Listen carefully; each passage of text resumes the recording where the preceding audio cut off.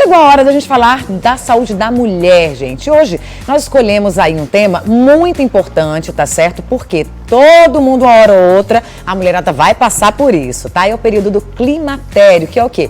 Que é aquela fase de transição do período reprodutivo para o não reprodutivo. E muita gente não sabe, gente, mas a alimentação é um importantíssimo aliado nessa fase. Para falar sobre o assunto, nós convidamos aqui a doutora Graça Moraes. É uma estudiosa no assunto, o doutorado dela, inclusive, foi feito justamente nessa área, né, com pesquisa aí com cerca de 400 mulheres. Ou seja, tem muito pano para manga para a gente conversar aqui hoje e explorar, né, no bom sentido aqui, bastante todo esse estudo feito pela doutora Graça. Obrigada por tê-la aqui. Quanto Obrigada tempo. também pelo convite. Feliz de ver novamente. Pois é. Doutora, a gente pode começar falando, né? Muitas vezes as mulheres entram nesse período e não se dão muito conta. Quais são as principais características? O que a mulher começa a sentir nessa fase de entrada no climatério?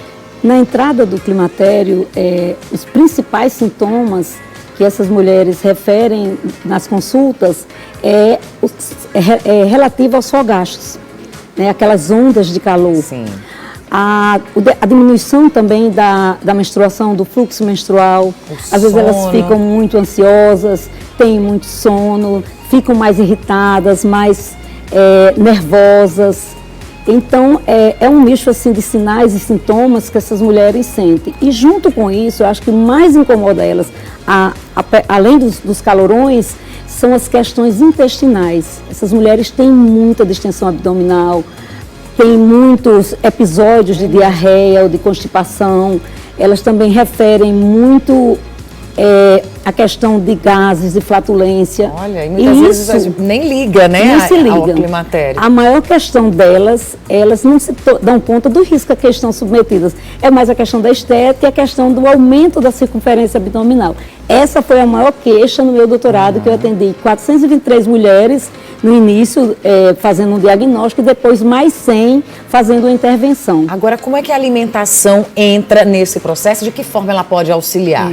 A alimentação pode ajudar muito essa mulher. Primeiro, em relação aos sinais e sintomas, a gente pensa assim nos chás. Quais são os chás que essas mulheres precisam fazer uso desse chá continuamente, todos os dias? O chazinho da amora, para diminuir os fogachos, o chá de hibisco, que vai diminuir os inchaços, aquela sensação de que o abdômen está muito distendido, o chá de erva doce, o chá de erva cidreira, de cravo, de canela, todos esses chás vão ser interessantes, porque essas mulheres, elas também, pelo aumento da circunferência abdominal, existe também uma correlação com a síndrome metabólica, que é aquela síndrome que, como característica, ela tem os componentes, aumento da glicose, que é o diabetes. Essas mulheres estão mais assim, vulneráveis também a ter ao aumento da pressão arterial, aumento de triglicerídeos, mudança do perfil do colesterol. Gente, tem muita coisa então, né? São muitos sinais e sintomas, e isso aumenta o risco das doenças cardiovasculares, que é uma das doenças que mais mata no mundo, e a gente, quando está na menopausa, os riscos são maiores para a mulher. Então, são muitos os sinais. E aí, um período tão importante. Né? E o que evitar? Tem algum alimento que deve se evitar? O açúcar. Tem que tirar de vez o açúcar. O açúcar é o principal vilão. Vilão. Depois do açúcar, a gente tira as farinhas brancas.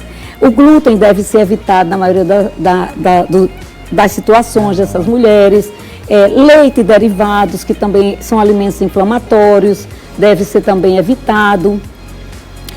Os alimentos industrializados e processados também a gente deve ter esse cuidado. Atenção aos adoçantes. Os adoçantes também aumentam muito a flatulência, principalmente o xilitol, que geralmente é utilizado, muito. Bastante. Então, eles aumentam muito a distensão abdominal. Então, esses adoçantes a gente orienta a diminuir ao máximo isso.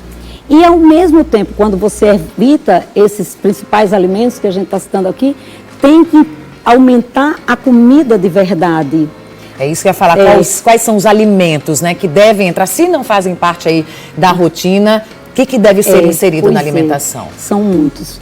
O intestino, ele gosta muito de temperos. Vamos começar pelos temperos rapidinho, vamos fazer um passeio, né? Tá. Então, vamos lá. Vamos usar cúrcuma, orégano, cravo, canela, hortelã, todas essas Nas misturinhas, preparações. manjericão, tudo nas preparações para melhorar a saúde intestinal. Porque se você não tem saúde intestinal, você não consegue absorver as vitaminas e minerais e eliminar as toxinas. E aí a gente começa a pensar nas trocas. Vamos trocar as gorduras ruins, né, que a gordura da margarina, daqueles óleos vegetais, por uma gordura, a gordura do abacate, o azeite extra virgem, o óleo de coco extra virgem, o óleo de gergelim, o óleo de abacate. Esses óleos são extremamente importantes, o óleo da linhaça, que também é extremamente importante, que são anti-inflamatórios. E por falar no óleo da linhaça, a linhaça é bem-vinda nesse período. Essas mulheres pode usar e abusar, ela só tem um cuidado com essa linhaça. Tem que ser triturada e consumida na hora, no dia. A linhaça, porque senão ela vai formar os hidroperóxidos, que são muito ruins, trazem prejuízo. Pode ser dourada, tem vários tipos, né, de dourada linhaça. Ou marrom. Pode ser qualquer As duas têm o mesmo valor nutricional. Você só pode, o ideal é que consuma ela triturada, porque a semente vai só nutrir o cocô. E aí não vai nos nutrir. Que é para sair para extrair os ativos, certo? Entendi. Já a chia, que também tem ômega 3, também você pode hidratar. Aí para consumir a chia, você hidrata à noite, de véspera, coloca numa xícara d'água, uma colher de sopa e no outro dia você usa o gel. São fontes de ômega 3, porque o ômega 3 é um suplemento que a gente vai precisar colocar. Então, gente, tá vendo? Aí tem muita coisa, né? Que no seu dia a dia mesmo você pode começar a fazer já para reduzir essa questão, né? Todos que é natural, né? Que vai uma hora, toda mulher vai passar por essas alterações hormonais. Né? A gente vai colocar aqui, inclusive, o contato já da doutora Graça, está nas redes sociais, o pessoal te encontra lá, né?